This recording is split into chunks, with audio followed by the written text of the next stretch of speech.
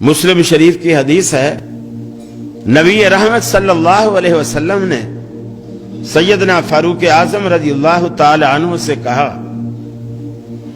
اے عمر، ایک شخص ہے، اس کا نام اویس ہے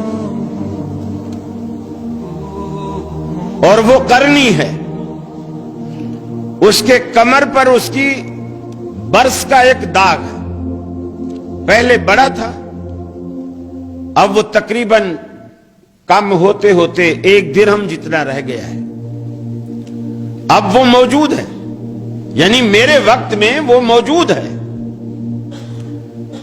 لیکن میرے پاس نہیں آیا، میری زیارت نہیں کی، مجھ سے بیعت نہیں ہوا،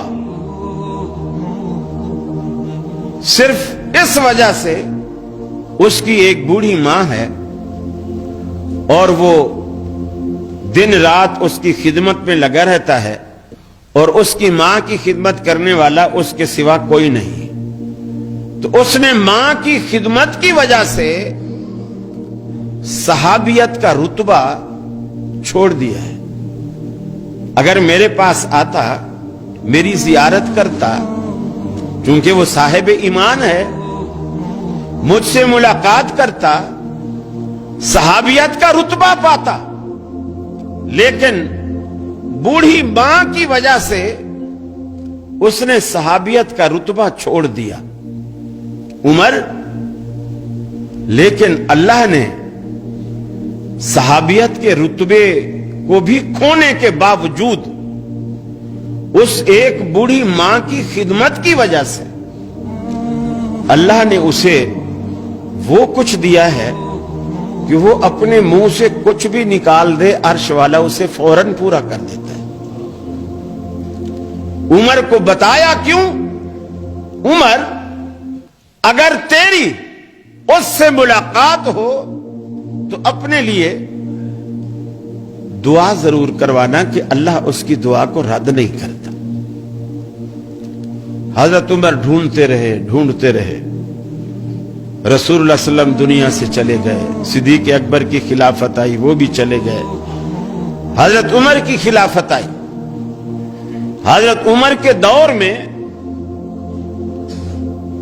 کسی نے آ کر بتایا کہ امیر المومنین، جس شخص کی آپ کو تلاش تھی، میں اسے مل کر آ رہا ہوں، مینا میں ٹھہرا ہوا ہے، حج کرنے آیا ہوا ہے، ایک خیمے میں ہے، اگر آپ کہیں تو میں اس کو بلا لاؤں۔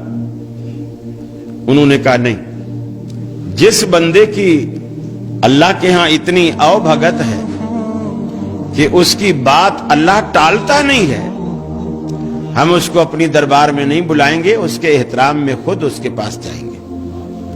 حضرت عمر فاروق نے اس بندے سے کہا، مجھے لے چلو۔ خیمے میں گئے، ایک شخص ہانڈی چولہے کے اوپر رکھ کر پکا رہا تھا، باقی کچھ دور بیٹھے ہوئے تھے۔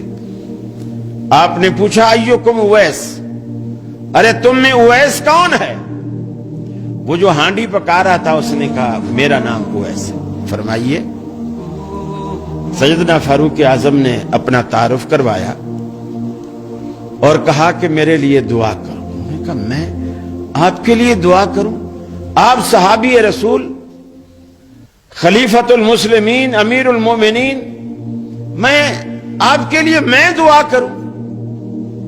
فرمانے لگے، یہ میں نہیں کہہ رہا، میری خواہش نہیں تھی، مجھے تو پتہ بھی نہیں تھا، یہ رسول اللہ صلی اللہ علیہ وسلم نے کہا، اے عمر، اگر تجھے وہ شخص ملے تو اس سے اپنے لیے دعا ضرور کروانا، اس لیے کہ اللہ اس شخص کی دعا کو رد نہیں کرتا۔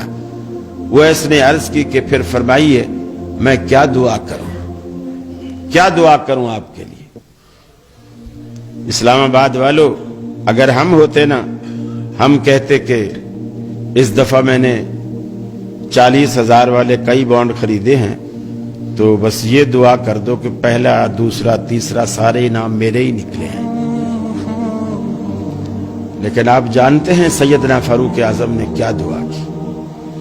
فرمایا کہ میرے لیے یہ دعا کرو کہ اللہ عمر کے گناہوں کو معاف کر دے۔ حالانکہ جس کے دامن میں کوئی جھول نہیں، کوئی داغ نہیں، یہ محض اللہ کے ڈر کی وجہ سے